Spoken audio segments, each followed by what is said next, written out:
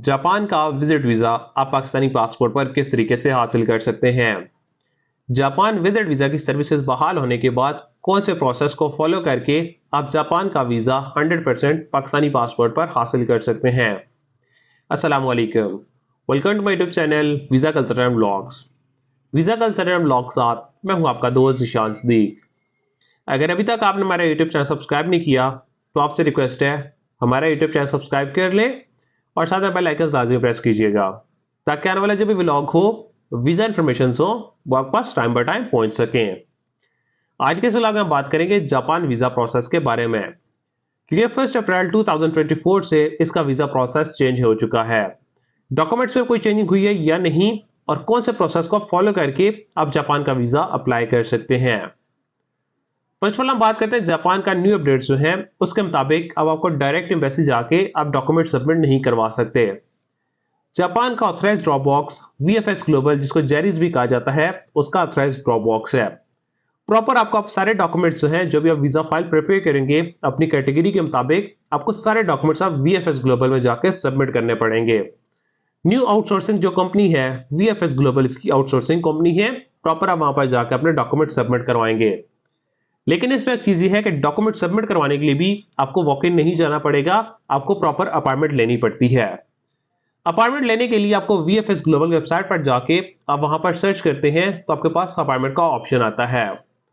इससे फर्स्ट और आपको अकाउंट क्रिएट करना पड़ता है। एक शॉर्ट से स्टेप्स को फॉलो करते हैं तो आपको अकाउंट क्रिएट करना पड़ता है।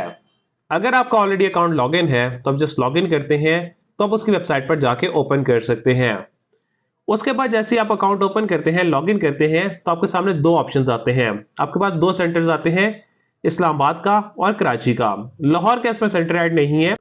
जिन लोगों का ताल्लुक सिंध वाली साइड से है वो कराची कॉन्सुलेट के लिए अपनी अपॉइंटमेंट बुक करते हैं जेरिस की, और जिनका ताल्लुक लाहौर, पंजाब, पिंडी वाली साइड से है वो अपने डॉक्यूमेंट्स इस्लामाबाद एम्बेसी में डॉक्यूमेंट सबमिट करवाने के लिए इस्लामाबाद जेरिस की अपॉइंटमेंट बुक करते हैं। देन इसके बाद आप कैटेगरी सिलेक्ट करते हैं, आप कौन सी कैटेगरी बुक करना चाह रहे हैं अपॉइंटमेंट के लिए। और देन उसके बाद अगर स्लॉट्स अवेलेबल हो आप डिटेल्स फिल आउट करते हैं। पासपोर्ट डिटेल्स फिल आउट करने के बाद आपको शॉर्ट से एक फीस पेड करनी पड़ती है। अपॉइंटमेंट की फीस आप पेड करते हैं तो आपकी अपॉइंटमेंट लॉक हो जाती है। 1 अप्रैल 2024 को जो अपॉइंटमेंट की स्लॉट्स ओपन हुई है, अप्रैल की अपॉइंटमेंट की स्लॉट्स ओपन हुई है और विद इन फ्यू मिनट्स के अंदर ही अपॉइंटमेंट की स्लॉट्स बुक हो चुकी थी। क्योंकि जापान का वीजा काफी टाइम से क्लोज था, विजिट वीजा काफी टाइम से क्लोज थे। जिन लोगों के पास इन्विटेशंस थे वो एम्बेसी में जाकर अपना वीजा प्रोसेस कर रहे थे। लेकिन जैसे ही अपॉइंटमेंट हुई कुछ टाइम के बाद अपॉइंटमेंट टोटल क्लोज हो चुकी थी, अपॉइंटमेंट की स्लॉट्स ओपन थी, बहुत सारे लोगों ने अपॉइंटमेंट की स्लॉट्स बुक कर ली थी, तो स्लॉट्स क्लोज हो चुकी थी। तो अगर आप सर्च करते हैं तो अपॉइंटमेंट की स्लॉट्स अनअवेलेबल है। तो ऐसे प्रॉपर समटाइम स्लॉट्स ओपन होती हैं और समटाइम क्लोज होती हैं, लेकिन इस टाइम पर अप्रैल की स्लॉट्स जो है वो टोटल क्लोज हो चुकी हैं। फर्स्ट स्टेप में आपको अपॉइंटमेंट बुक करनी पड़ती है। अपॉइंटमेंट बुक होने के बाद आप प्रॉपर सारी प्रोफाइल रेडी करते हैं। डॉक्यूमेंट्स में कोई चेंजिंग नहीं आई। डॉक्यूमेंट्स में वही आपका पासपोर्ट, आईडी कार्ड, एफआरसी, आपकी 2 पिक्चर्स व्हाइट बैकग्राउंड के साथ, आपके टैक्स के डॉक्यूमेंट्स आते हैं, आपके सोर्स ऑफ इनकम। अगर आप जॉब होल्डर है तो आपको जॉब का लेटर देना पड़ता है, सैलरी स्लिप्स देनी पड़ती हैं, आपको एनओसी लेटर देना पड़ता है, और देन अगर आप बिजनेसमैन है business letter and sign stamp के साथ, visiting card, chamber of commerce का सर्टिफिकेट और लास्ट 3 मंथ्स की आपकी स्टेटमेंट आती है। अगर आपका अकाउंट पुराना है तो कोशिश करके आप लास्ट 6 मंथ की स्टेटमेंट दे दें। अदरवाइज यह कि अगर आपका अकाउंट ओपन हुए ही 3 मंथ्स हुए हैं तो आप 3 मंथ्स की स्टेटमेंट दे सकते हैं। बैंक स्टेटमेंट का फर्स्ट पेज, लास्ट पेज और अकाउंट मेंटेनेंस लेटर साइन और स्टैम्प होना चाहिए, तब आपकी स्टेटमेंट एक्सेप्टेबल होती है।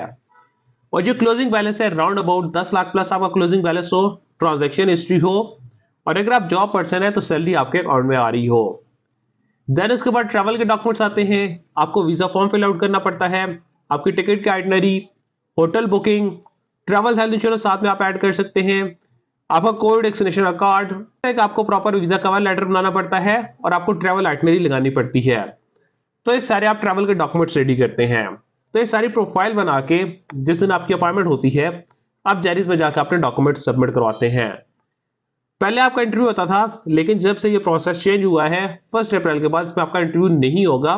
जस्ट आप जेरिस में जाकर अपने डॉक्यूमेंट सबमिट करवाएंगे। डॉक्यूमेंट्स आप सबमिट करवाते हैं तो देन 5 to 7 वर्किंग डेज के अंदर ही डिसीजन होके आपका पासपोर्ट वापस आ जाते हैं। तो इस प्रोसेस को फॉलो करके आप जापान का वीजा पाकिस्तानी पासपोर्ट पर हासिल कर सकते हैं। अगर आप जापान का वीजा अप्लाई कर रहे हैं तो प्रॉपर आपको अपॉइंटमेंट लेनी पड़ेगी, प्रोफाइल रेडी करनी पड़ेगी और आप जैलीज में जाकर अपने डॉक्यूमेंट सबमिट करवाएंगे। आपके पास स्टेटमेंट होनी चाहिए, आपके पास सोर्स ऑफ इनकम होने चाहिए, आपके पास कंफर्म टोटल होना चाहिए और एक शॉर्ट्स आपके पास ट्रैवल आइटनरी होनी चाहिए, तो आपके वीजा लगने के चांसेस अच्छे होते हैं। अगर आप जापान या किसी भी कंट्री का वीजा अप्लाई करना चाह रहे हैं या आपको एडवाइस चाहिए तो स्क्रीन पर दिए कॉन्टैक्ट नंबर पर आप हमारे साथ रब्ता कर सकते हैं। अदरवाइज आप हमारे ऑफिस विजिट कर सकते हैं। कमाल express and holders private limited, Islamabad D का हमारा ऑफिस है, तो आप हमारा ऑफिस विजिट कर सकते हैं ताकि हम आपको ट्रैवल से रिलेटेड बेस्ट सर्विसेज प्रोवाइड कर सकें। Thank you so much.